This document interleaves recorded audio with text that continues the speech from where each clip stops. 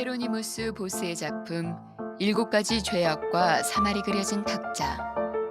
그 마지막 주제는 게으름입니다. 묵주와 성경을 든 수녀가 깊이 잠든 이에게 교회에 갈 것을 권유하지만 잠든 이는 좀처럼 깨어날 줄을 모릅니다. 따뜻한 벽난로 옆에 웅크리고 잠이 든 개도 게으름을 뜻합니다. 이처럼 게으름은 어려운 일을 피하고 싫어하여 본분상 해야 할 일도 하지 않는 것입니다. 그리고 이 게으름이 하나님과의 관계로 이어질 경우 주의 일에 헌신하지 못하는 장애물이 됩니다.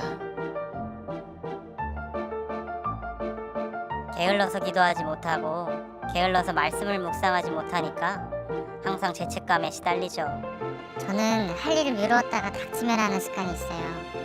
그러다가 결국 일을 대충 하죠. 피곤하거나 건강이 좋지 않다는 이유가 저를 게으르게 해요.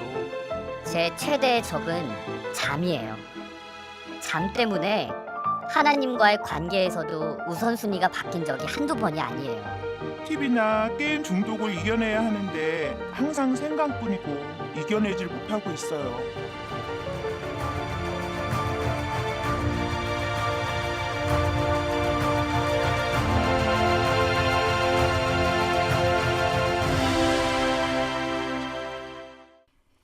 오늘 우리에게 주시는 하나님의 말씀은 역대하 29장 1절에서 11절입니다.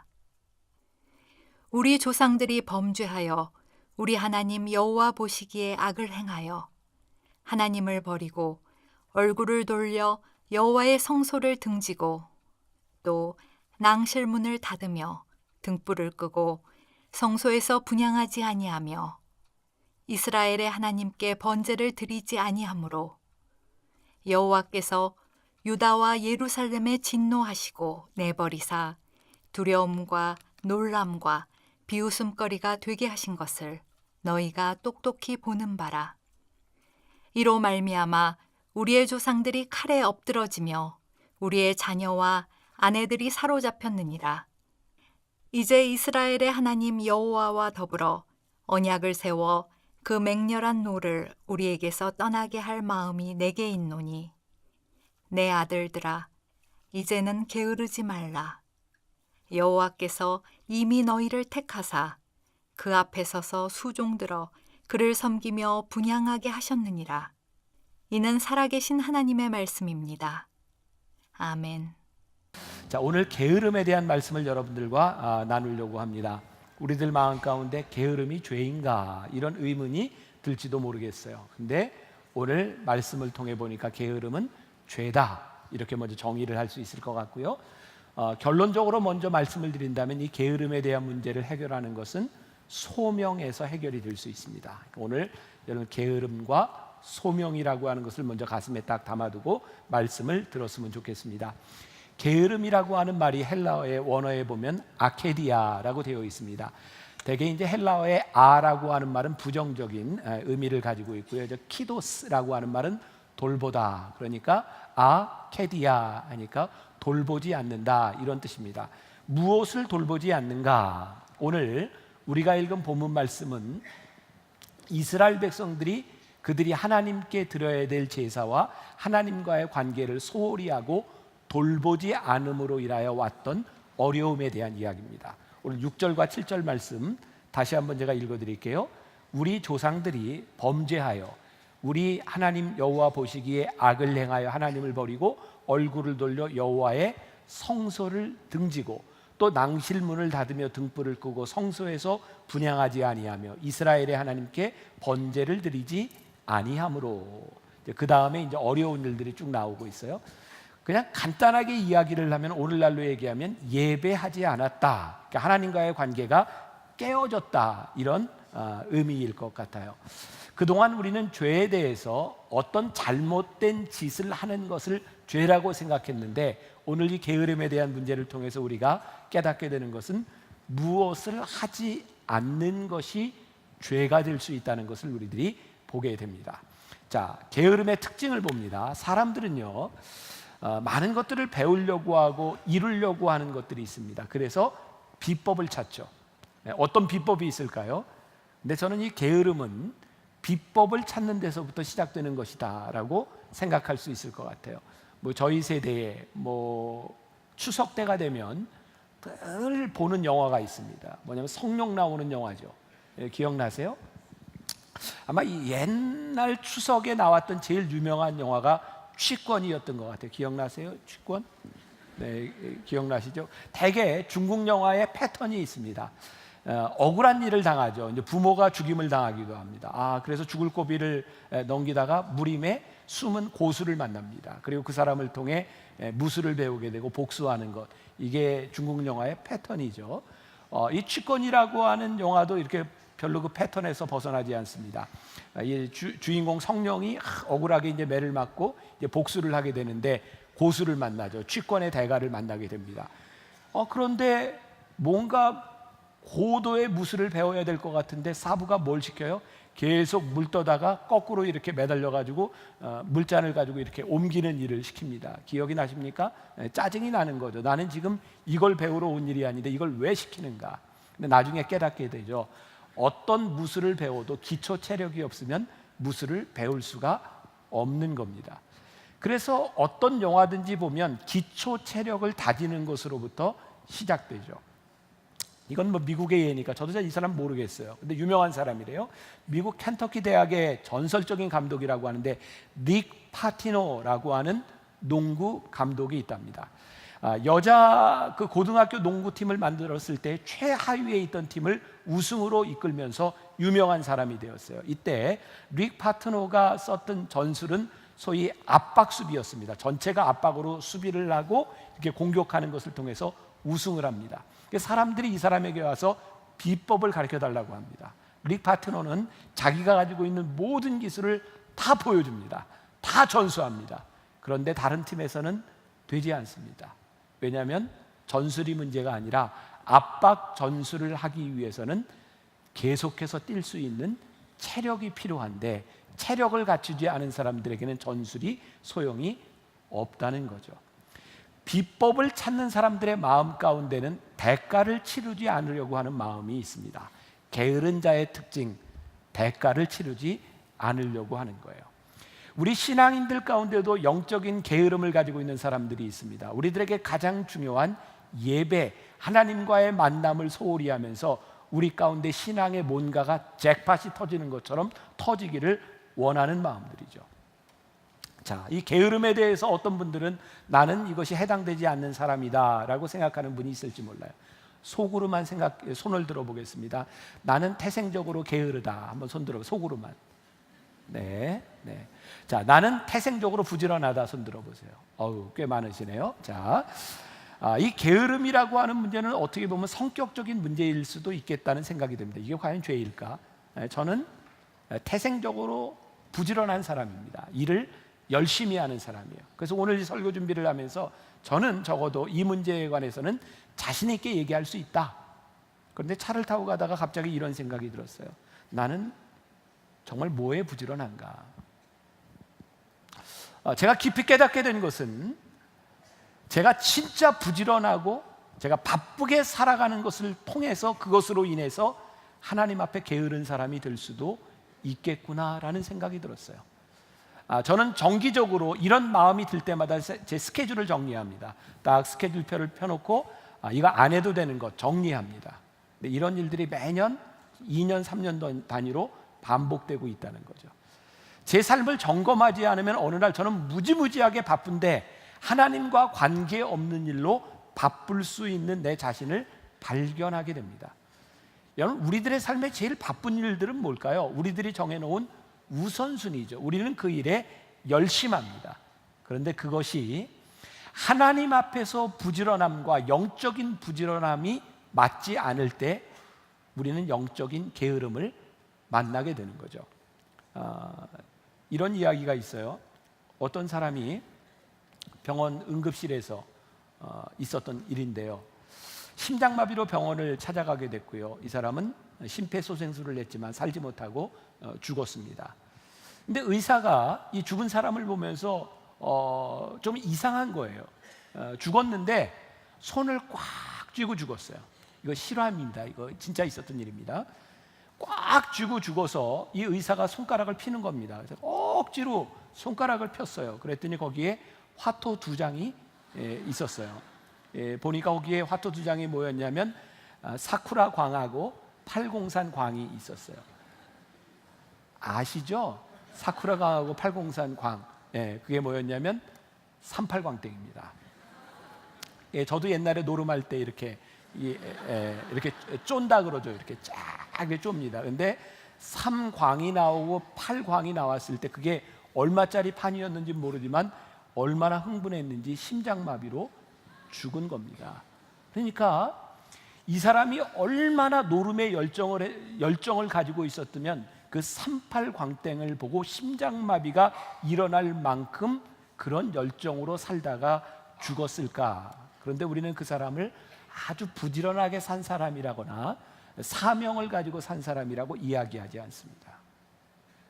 여러분, 우리들이 지금 무엇을 하고 있는가, 무엇에 열심인가, 그것이 중요한 것이 아니라 우리들이 무엇에 열심인가, 그리고 그것이 혹시 하나님 앞에서 게으름은 아닌가, 이것을 우리들이 보아야 되는 문제입니다. 그러면 영적인 게으름의 문제는 무엇일까요? 오늘 본문 말씀 역대하 29장 7절 가운데 이런 말씀이 있어요. 번제를 드리지 아니함으로. 자, 번제를 드리지 아니했다. 쉽게 얘기해서 예배를 드리지 않았다. 예배 드리지 않는 것의 문제는 무엇일까요? 하나님과의 소통이 끊어진 겁니다. 여러분, 우리 크리스찬들에게 가장 불행한 일이 무엇일까요? 하나님의 소리가 들리지 않는 거예요. 사무엘상 1장부터 4장까지에 보면 그 엘리 제사장에 대한 이야기와 사무엘이 태어나게 된 이야기가 나옵니다. 당시 엘리 제사장이 있었던 때를 성경은 뭐라고 이야기하냐면 그때는 하나님의 말씀이 희귀한 때였다. 자, 여러분들에게 물어볼게요. 하나님이 말씀을 하지 않으셔서 말씀이 희귀했을까요? 하나님의 말씀을 듣지 못해서 희귀했을까요? 하나님은 어제나 오늘이나 내일이나 동일하신 분입니다. 그런데 그때 말씀이 희귀했다고 하는 것은 하나님의 말씀이 들리지 않았다는 거예요. 의사소통이 이루어지지 않았다는 거예요. 엘리 제사장이요, 그 당시에 한나가 성전에 와서 기도를 하죠. 자식을 갖지 못한 것 때문에 얼마나 슬펐는지 울면서 기도할 때 엘리 제사장이 뭐라고 얘기해요? 이 여인이 낮부터 술 취했구나 라고 이야기를 합니다. 여러분, 하나님의 말씀이 들리지 않으면 우리들에게 가장 치명적인 것이 있는데 뭐냐면 영적 분별력이 사라지는 겁니다. 게으름이 무서운 것이 뭔지 아세요? 우리들에게 영적 분별이 없는 겁니다. 엘리는 하나님의 말씀이 희귀해지고 나니까 그의 자식들이 죄를 짓는데 자식들을 경책하지 않습니다. 결국 사무엘상 4장에 가서 보면 아들 둘이 전쟁에 나가 죽습니다. 아들 둘이 전쟁에 나가 죽었다는 이야기를 듣고 엘리도 넘어져 죽습니다. 그의 가정에 비극적인 일이 일어난 거죠. 근데 그 보고를 들을 때 엘리의 모습을 성경이 이렇게 기록하고 있어요. 엘리가 길 곁 자기의 의자에 앉아 기다리며, 적어도 전쟁을 하고 자기 아들이 나가 있는데 성전에서 기도하며 기다렸다면 참 좋을 텐데 엘리는 의자에 앉아서 기다리다가 비극적인 소리를 듣고 그도 죽습니다. 게으름이라고 이야기하는 거죠. 영적인 게으름입니다. 엘리 제사장의 영적인 게으름으로 인하여 가정의 비극이 찾아왔고 히스기야 왕 때에 그 민족의 게으름으로 인하여 이스라엘 민족이 어려움을 당하게 됩니다. 자, 지난해 우리는 우리나라에 참 비극적인 일을 경험을 했어요. 대통령이 탄핵을 당했어요. 뭐 여러 가지 일들이 있지만 뭐 국정농단 이런 이야기들이 있지만 우리들의 마음을 제일 상하게 하고 아프게 했던 것이 뭐예요? 세월호의 7시간을 찾아내자는 거예요. 자, 생각해 보세요. 아니, 세월호의 7시간 동안 대통령이 무슨 일을 해서 그들을 살려낼 수 있겠습니까? 대통령이 그런 능력이 있는 사람이 아닙니다.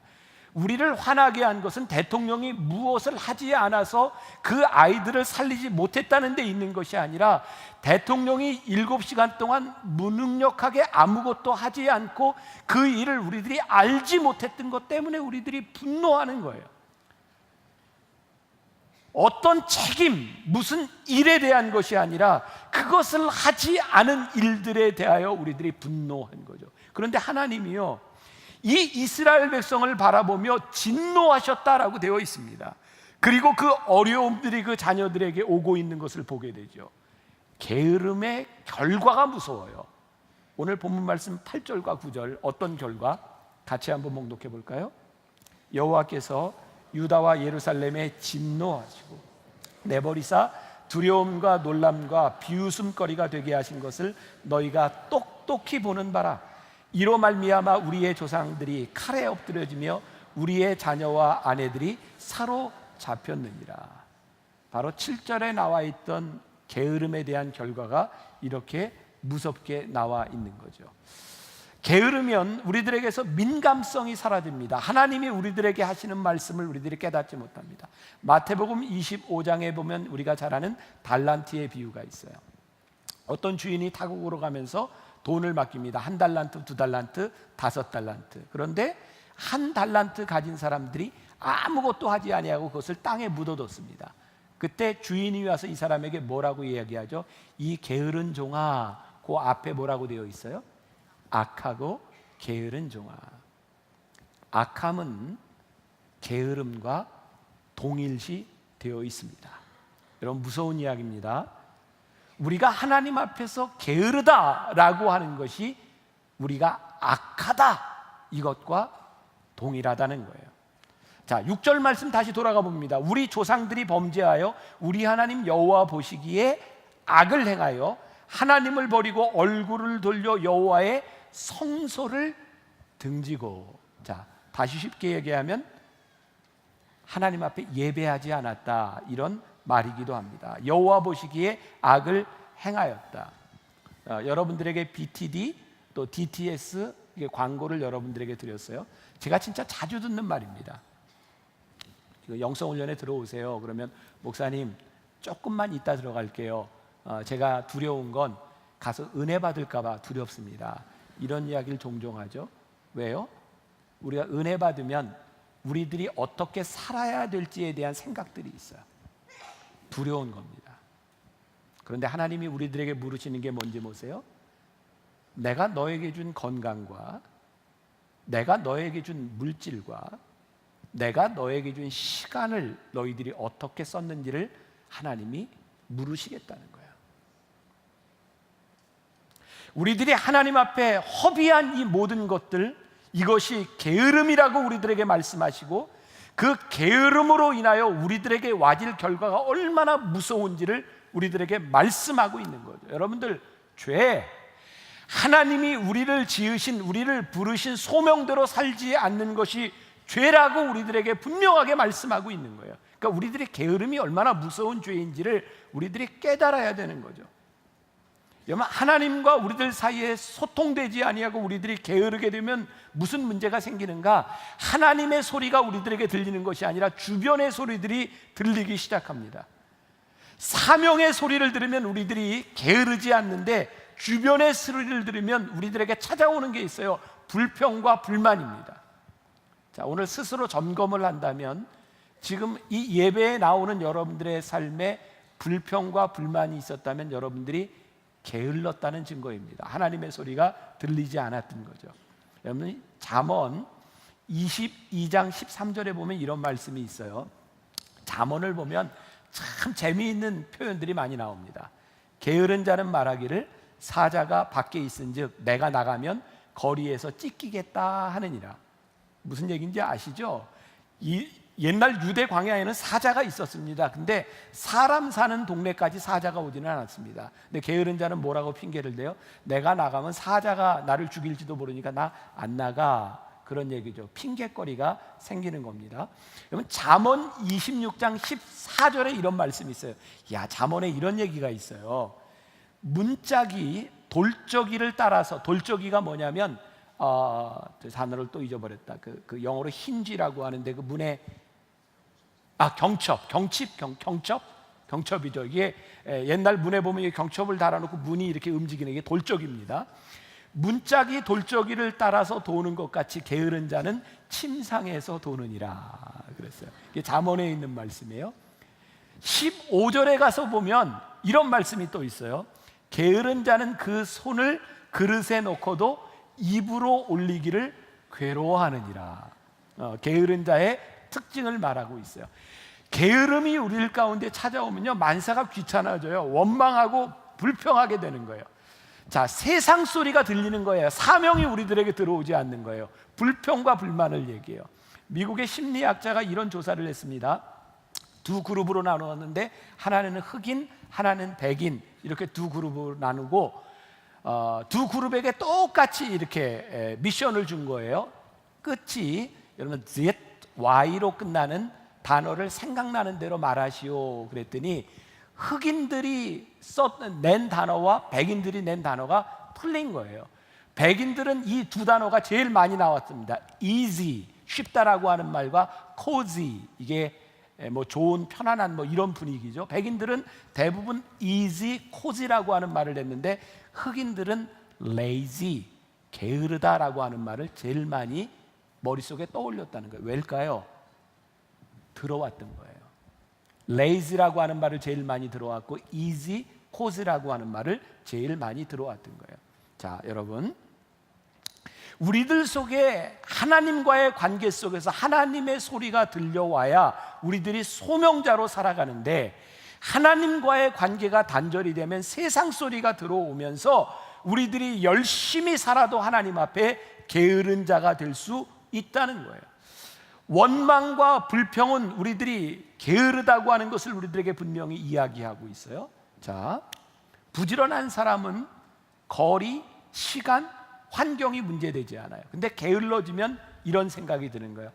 머네, 시간이 없네, 돈이 없네, 이런 마음들이 우리들에게 찾아오는 거죠. 그래서 하나님과 우리들 사이의 이 수직적인 관계가 깨어지잖아요. 그럼 어떤 결과가 오냐면 우리들 사이의 수평적인 관계가 깨어지기 시작합니다.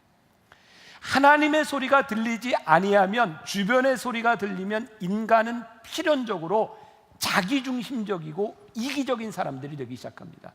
저는 가정이 깨어지고 여러분들 친구 관계가 깨어지는 대부분의 문제들은 하나님과의 관계의 깨어짐부터 옵니다.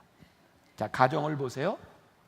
대개 부부싸움이 일어나고 가정에 문제가 생기는 것들이 이기적인 것에서 나오죠. 대개 남편들이 아주 열심히 합니다. 자기 취미생활을. 여러분, 이게 신앙생활에 대입해 볼까요? 신앙인들 중에 많은 여자들이요, 신앙생활을 열심히 하면서 가정이 깨어집니다. 근데 그 속내를 들여다보면 신앙생활이 하나님 앞의 생활이 아니라 내가 하고 싶은 일들을 교회에서 열심히 할 때가 있습니다. 왜? 그렇게 하면 내가 스트레스가 해소가 되고 내가 여기에서 성취감을 느끼기 때문이죠. 내면을 들여다보면 지극히 이기적이고 자기중심적인 열심들로 인하여 관계들이 깨어지고 있는 거예요. 그러니까 우리들이 하나님 앞에 이 관계가 단절된다고 하는 것이 얼마나 무서운 일인지 몰라요. 자, 이제 우리들에게 중요한 미션이 생겼어요. 어떻게 이 게으름의 문제를 극복할 수 있을까? 오늘 우리들이 배워야 되는 겁니다. 자, 오늘 말씀 11절에 결론적으로 나와 있는 거죠. 내 아들들아, 이제는 게으르지 말라. 여호와께서 이미 너를 택하사 그 앞에 서서 수종들어 그를 섬기며 분향하게 하셨느니라. 다시 예배로 신앙으로 돌아오라는 거예요. 자, 여기까지 우리가 지금까지 몰랐던 이야기를 제가 하나도 하지 않았어요. 여러분들 신앙생활하면서 수없이 들었던 이야기들이에요. 문제는 뭐냐면 그것이 우리들의 삶에서 어떻게 적용되고 내면화되느냐에 대한 부분이죠. 11절에 이런 구절이 있어요. 이미 너희를 택하사.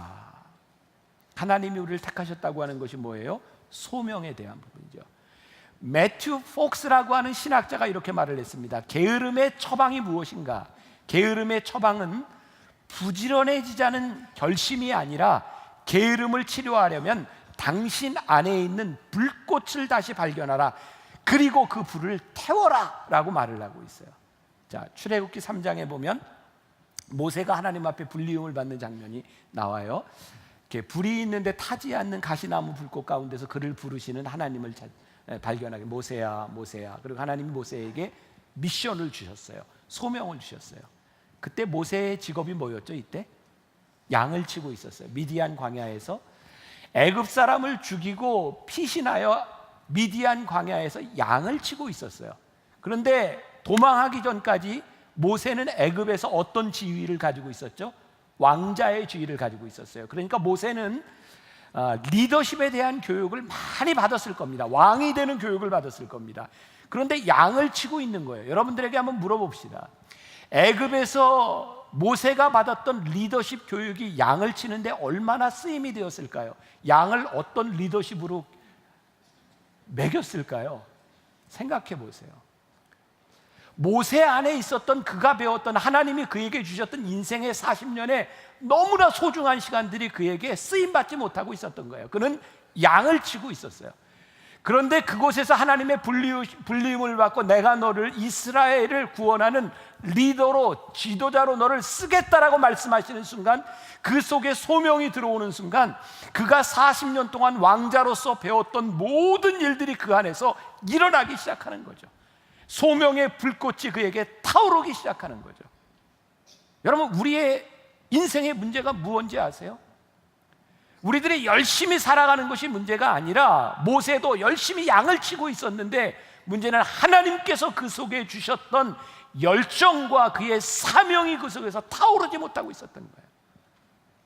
소명이 회복되면 우리의 가슴이 타오르기 시작합니다. 하나님이 우리를 쓰시기 시작하는 거죠.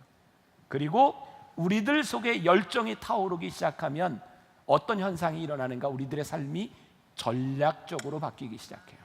자, 기억하세요. 소명이 우리들 가운데 들어오면 우리들의 삶이 전략적이 된다. 자, 제가 지금 하는 이야기는 여러분들 자녀들에게 좀 이렇게 써보시면 좋을 것 같아요. 어린아이들에게, 후배들에게 이런 얘기 해주세요. 서양 속담입니다. 바보들은 매일 결심만 한다. 바보들은 매일 결심만 한다. 전략적이지 않다는 거예요.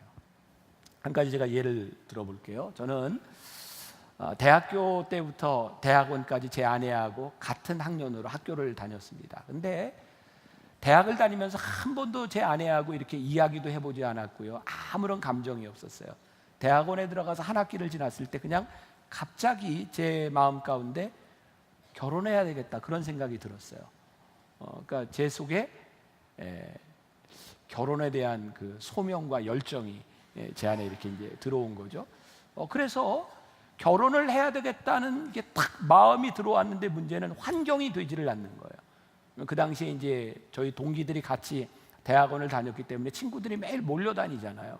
그러니까 둘만 있을 시간이 없는 거예요. 아, 이래서는 아무 일도 안 되겠다. 그래서 제가 제 친구들의 수업 시간표를 다 조사를 한 거예요.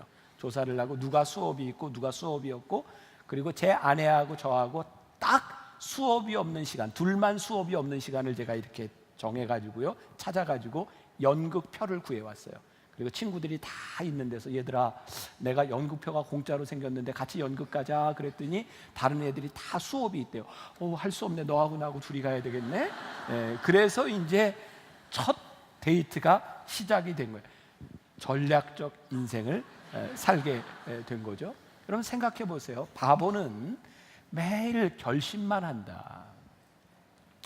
우리들에게 이 삶의 소명과 패션이 들어온다고 하는 것은 우리들의 삶을 전략적으로 만드는 거예요. 제가 지난주에 일본에 재팬 코스타에 갔는데 어떤 목사님이 이런 설교를 하더라고요.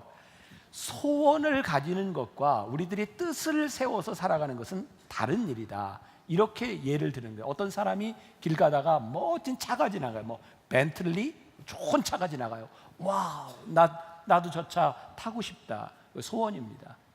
그런데 휴지를 모아 파는 사람이고 리어커를 밀고 다니는 사람인데도 어떤 조그만 차를 하나 보고도 내가 저 차를 타고 싶다라고 해서 끝나는 것이 아니라 저 차를 타고 싶기 때문에 돈을 모으기 시작하고 전략을 세우기 시작할 때 그 사람이 전략적이 되는 거예요.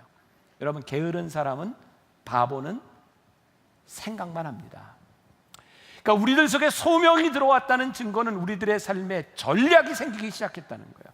그리고 전략이 우리들 가운데 생기면 우리들에게 특징이 하나 있는데 우리들의 삶에 집중력이 생기는 겁니다. 그래서 게으름을 극복하게 하는 것, 소명과 그리고 열정과 집중력이에요. 제가 오늘 여러분들에게 중요한 이야기를 하나 하고 싶은데, 우리들에게 찾아오는 이 소명, 그리고 열정, 그리고 이 집중력, 전략이라고 하는 것을 우리들이 살아가기 위해서 우리들의 소명의 자리를 지키는 사람이 되라. 자, 미국의 유명한 척 스윈돌이라고 하는 목사님이 이런 말을 합니다. 이제 목회자가 하는 말이니까 여러분들에게 잘 와닿지 않을 수도 있는데, 목회의 핵심은 계속 목양의 자리를 지키는 것이다, 이렇게 말을 합니다. 자, 여러분들에게 물어볼 테니까 이제 속으로만 대답하세요. 오늘 주일날 예배 드리러 오셨지만 이렇게 매주 예배에 오고 싶은 열정이 있으세요? 가끔 오기 싫을 때도 있으세요? 속으로만 대답하시려니까 제가 상처받잖아요. 자, 네, 알았어요. 네, 그 정도. 그럼 여러분들에게 물어볼게요. 저도 교회 오기 싫을 때가 있을까요? 없을까요? 막 이러시면 안 돼요. 속으로만. 네. 자, 제가 이제 설교를 해요. 저도 목회를 해요. 어떤 때는 신방을 가기도 싫어요. 무슨 일이 있는 거죠. 강단에 서는 게 힘들어요. 제가 설교를 할 만한 마음의 상태가 되지 않는 거죠.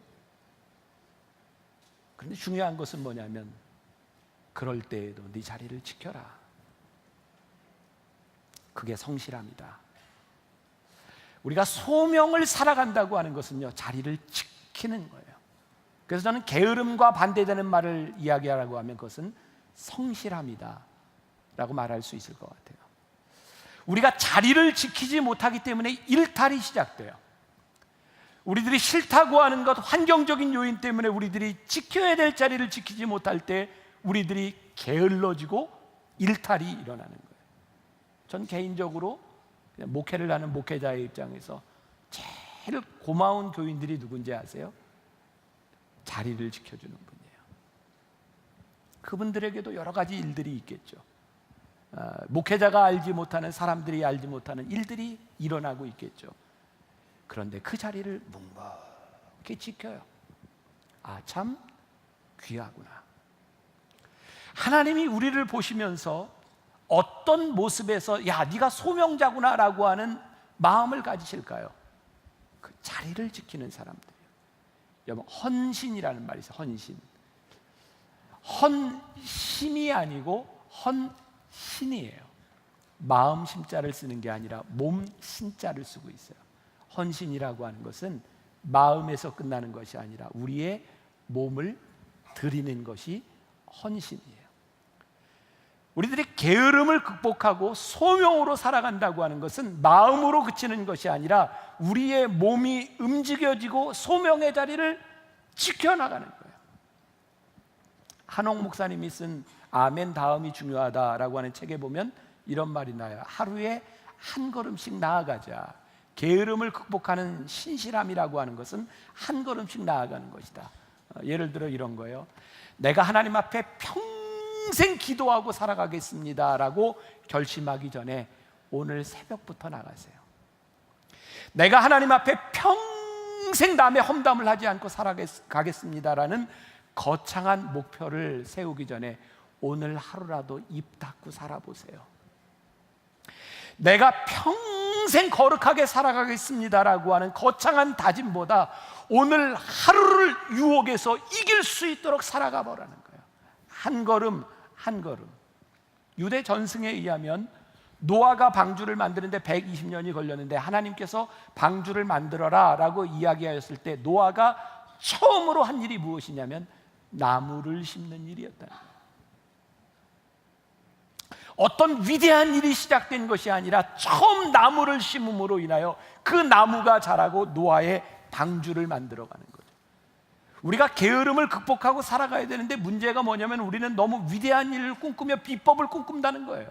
아니요, 성실함과 신실함과 우리를 향한 부르심에 우리들이 어떻게 응답하느냐, 그것이 우리를 성실하게 만들어줍니다. 베드로후서 1장 5절 말씀에 보면 그러므로 너희가 더욱 힘써 너희 믿음의 덕을 더하라 라고 되어 있는데 어떤 역본에 보니까 여기 이렇게 해석을 하고 있더라고요. 너희 믿음의 결단을 더하라. 자, 보세요. 우리는 믿는다 이런 말을 잘해요. 믿습니다. 근데 믿고 또 결단도 해요. 근데 그것을 더 하라는 거예요. 이게 무슨 의미일까요? 너희들이 믿음으로 결단한 일을 더해서 습관으로 만들어가라. 우리가 많이 들었던 얘기, 거룩한 습관을 가지는 거예요. 우리가 게으름을 이기고 소명자로 살아가기 위해서 우리들에게 정말 중요한 것이 있는데, 어떻게 하면 한 걸음 한 걸음 우리들이 거룩한 습관을 만들어 나가는가. 오늘 여러분들에게 이 결단이 딱 세워져야 되는 거예요. 오늘 죄에 대한 마지막 시리즈를 우리들이 지나가면서 우리들에게 이 소명의 이 결단들이 세워지고 이것이 거룩한 습관으로 만들어질 때 우리들에게 와지는 특권이 있어요. 자, 오늘 여러분들 이거 붙들고 가야 되는 거예요. 이 특권이 무엇인가? 폴 스톨츠라고 하는 사람이 인간 능력에 대하여 이야기를 하는데 역경지수라고 하는 것을 말을 합니다. 사람들에게는 대개 세 가지 유형이 있대요. 첫 번째 어떤 유형이냐면 힘든 문제만 만나면 포기하고 도망가는 사람, 이걸 영어로 퀴터라고 표현을 합니다. 도망가고 포기하는 사람. 두 번째 유형, 도망가지는 않지만 그 자리에 주저앉아 있는 캠퍼, 텐트 치고 있는 캠퍼, 주저앉는 사람이에요. 세 번째 유형, 역경을 만나도 포기하지 않고 그것을 넘어가는 클라이머형이 있습니다. 역경을 넘어가는 거죠. 스톨츠 박사는 이렇게 이야기를 합니다. 클라이머 중에 누군가 떨어져 있고 멈춰 있는 사람들에게 찾아가서 그들과 함께 역경을 이겨나가는 사람은 언젠가 리더가 되어 있을 겁니다. 자, 제가 요 근래 들어서 잠깐 주춤했던 제 자랑을 조금 해야 될 것 같습니다. 자, 조금 거시기에도 좀 참고 좀 들어주세요. 사실은 자랑이 아니에요. 그냥 잘난 것 같아요. 제가 잘 들어주세요. 이제 저도 이제 50대 중반이 되었잖아요. 이제 옛날 친구들을 만날 때들이 있습니다. 초등학교 동창, 중학교, 고등학교, 또 같이 대학을 다녔거나 이제 군대에 있었던 사람들을 만나요. 근데 그 사람들이 제가 이해할 수 없는 이야기를 합니다. 저한테 그래요. 김 목사님은 그때도 리더였어. 이런 얘기를 해요. 그럼 저는 거기에 수긍이 안 돼요. 중고등학교 다닐 때는 되게 그랬잖아요. 1등 하는 아이가 반장을 했습니다. 그러니까 저는 중고등학교 때는 반장을 한 번도 못 해봤어요. 저는 1등한 사람이 아니니까. 그리고 저는 이렇게 앞으로 나서는 거를 별로 좋아하지 않습니다. 그래서 군대에 있을 때도 이렇게 이제 앞으로 나서는 사람이 훈련 받을 때 소대장, 중대장 뭐 이런 거 하고 저는 늘 뒤에 이렇게 있었던 사람이에요. 근데 저를 기억하는 사람들이 목사님은 늘 리더였어요. 왜 그런 이야기를 할까? 근데 한 가지 이제 기억나는 게 있어요. 이제 훈련 받을 때인데 이제 화산 유격장으로 이렇게 막 이제 훈련을 해서 이제 걸어서 갈 때입니다. 대개 훈련 받을 때는 50분 걷고 10분을 쉬고 갑니다. 근데 마지막 그 유격장까지 코스가 여기 이제 삼사관 학교에서 훈련을 받은 분들은 알아요. 그 계속 몇 시간을 산으로 올라가는 코스입니다. 그래서 이제 이제 50분을 걷고 10분간 휴식하는데 쉴 때 되게 어떻게 쉬냐면 머리에 쓰는 이것에 하이바라 그래, 하이바. 그것을 이렇게 놓고 거기에 앉아 있다가 10분간 휴식하고 이제 다시 하이바를 쓰고 이제 걸어가는 거예요. 이제 저희 동기 목사님들하고 훈련을 받으면서 다 걸어가는데 갑자기 옆에 있던 저희 동기 목사님 하나가 내 하이바. 너무 힘들으니까 잊어버리고 10분간 휴식할 때 앉았던 걸 그냥 놔두고 온 거예요. 누군가 찾아가서 50분을 밑으로 내려갔다 와야 되는 겁니다. 얼마나 힘든 일이에요. 그때 제가 그 목사님하고 나하고 같이 갑시다. 벌써 멋있어지지 않아요? 그래서 이제 그 목사님하고 50분을 그 힘든데 내려가서 하이바를 이렇게 찾아가지고 올라갔어요. 물론 제가 사람은 다 똑같다고 생각합니다. 어떻게 흔쾌히 할 수 있겠습니까? 힘든 거죠. 그런데 제가 한 가지 분명하게 제 인생에서 이렇게 살아왔던 삶들을 보면 제가 이렇게 앞에 나서고 이러는 것이 아니라 그래도 제가 할 수 있는 선에서 어려운 일이 있는 친구가 있으면 제가 같이 가줬던 것 같아요. 그리고 같이 이렇게 와줬던 것 같아요. 그래서 저를 기억하는 사람이 목사님은 리더였죠. 제가 오늘 말씀을 준비하면서 깨닫게 된 게 우리들의 삶에 다양한 일들이 일어나고 있고 누군가는 퀴터가 되고 누군가는 캠퍼가 되기도 하고 누군가는 크라이머가 되기도 하는데, 하나님께서 우리들에게 소명의 불꽃을 주실 때 우리가 극복할 수 있는 이 게으름이라고 하는 것은 하나님이 주신 소명 때문에 우리를 움직이게 하는 거예요. 헌신, 우리의 몸이 움직여지는 거예요. 제가 그거 한 가지, 내가 몸으로 움직였구나. 제가 오늘 여러분들에게 이렇게 이제 부탁도 하고 싶고, 여러분들의 인생에 제가 도전도 주고 싶은 것이 뭐냐면, 우리들이 돈이 많아서, 우리들이 체력이 좋아서 그런 리더가 되는 것이 아니라, 하나님이 여러분들을 부르신 그 부르심 때문에 우리들이 헌신할 때 어느 날 보니 내가 리더가 되어 있는 거예요. 이건 세상적인 리더를 말하는 것이 아니에요. 하나님이 쓰시는 리더가 되어 있는 거예요. 비법이 있는 게 아니에요. 우리가 그 삶을 꾸준히 살아가는 거예요. 한 걸음 한 걸음 성실하게 우리의 자리를 지켜나가는 거예요. 전 개인적으로 여러분들이 제 자리를 지키는 목사였으면 참 좋겠죠. 저 그런 목사였으면 좋겠어요. 전 어디 가도 딱 제 마음에 소원 한 가지, 저는 만나교회 목사로서 저는 우리 교인들에게 좋은 목사 되는 게 저는 꿈이에요. 여러분들 만나교회에서 신앙생활하면서 여러분들이 이 교회에 좋은 교인이 되면 하나님이 우리를 이곳저곳에서 다 쓰시기 시작할 거예요. 근데 뭐요? 자리를 지키세요. 성실하게 한 걸음 한 걸음 그 길을 달려가는 여러분들, 그래서 소명의 불꽃이 우리의 게으름을 이길 수 있는 그런 하나님의 사람들이 되시기를 주님의 이름으로 간절히 축원합니다. 제가 어제 결단 찬양을 바꿨어요. 한 걸음 한 걸음 주와 같이 길 가는 것, 우리 같이 찬양하며 우리들의 마음에 결단이 있었으면 좋겠습니다.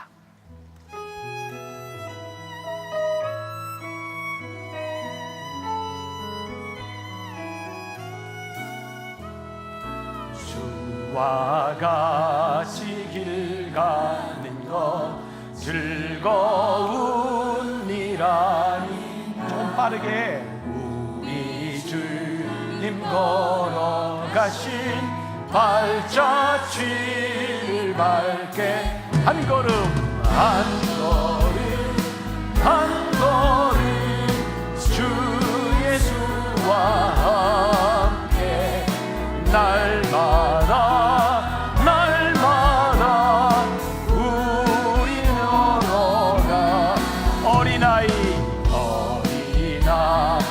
같은 우리 미련하고 약한 주의 손에 이끌리어 생명길로 가리. 한 걸음 한 걸음 한 걸음 주 예수와 함께 날마다 날마다 우리 걸어가. 꽃이 피는 들판이나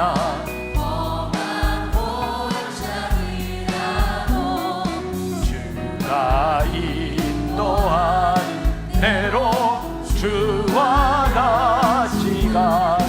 한 걸음 한 걸음 한 걸음 주 예수와 함께 날마다 날마다 우리 걸어. 옛날 선지 일어나 찬양합시다. 지자의 녹같이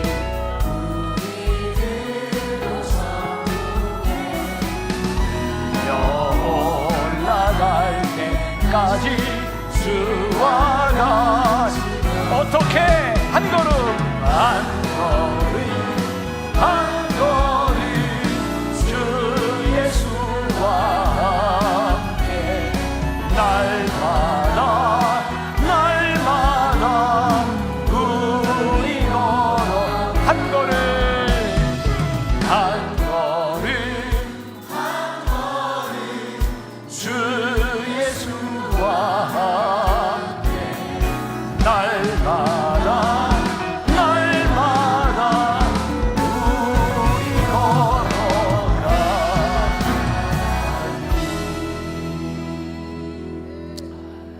하나님, 오늘 말씀을 통해 게으름이 얼마나 무서운 죄인지를 깨닫게 하셨습니다. 언제부터인가 우리들에게 하나님의 음성이 들리지 않고 하나님의 마음이 보이지 않아 우리들에게 주신 소명의 자리에서 멀리 떨어져 게으른 사람이 되어 있지는 않았는지, 하나님 다시 한번 우리의 가슴에 소명의 불꽃이 타오르게 하여 주옵소서. 다시 한번 우리들이 하나님 앞에서 전략적이고 또 집중하는 인생, 하나님 앞에 쓰임받는 삶을 살아가도록 축복하여 주옵소서. 위대한 일을 꿈꾸기보다는 오늘 우리에게 주어진 하루하루를 열심히 살아가며 우리의 마음으로 끝나는 것이 아니라 우리의 몸을 하나님 앞에 드림으로 우리들에게 주신 건강과 물질과 시간들이 허비되지 아니하도록, 하나님 앞에 섰을 때 부끄러움 당하지 아니하도록, 하나님 우리를 쓰실 수 있는 좋은 리더가 될 수 있도록 쓰임받는 인생들이 되게 하여 주옵소서.